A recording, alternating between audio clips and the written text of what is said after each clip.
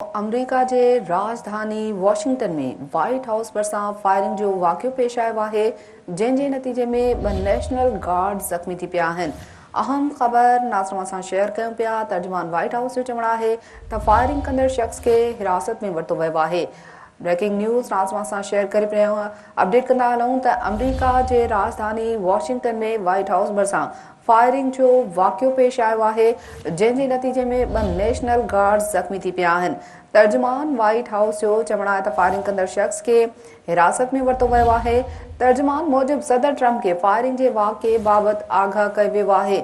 White house जे press secretary मूजिबि firing खां पोइ व्हाइट हाउस खे बंदि कयो वियो आहे। हिकु भेरो ॿीहर नाज़रन खे अहम ख़बर खां अपडेट कंदा हलूं त अमरीका जे राजधानी वॉशिंगटन में व्हाइट हाउस भरिसां फायरिंग जो वाक़ियो पेश आयो आहे, जंहिं नतीजे में 2 नेशनल गार्ड ज़ख़्मी थी पिया आहिनि। तर्जुमान व्हाइट हाउस जो चवणु आहे त फायरिंग कंदड़ शख़्स खे हिरासत में वरितो वियो आहे। तर्जुमान मूजिबि सदर ट्रम्प खे फायरिंग जे वाक़िए बाबति आगाह कयो वियो आहे।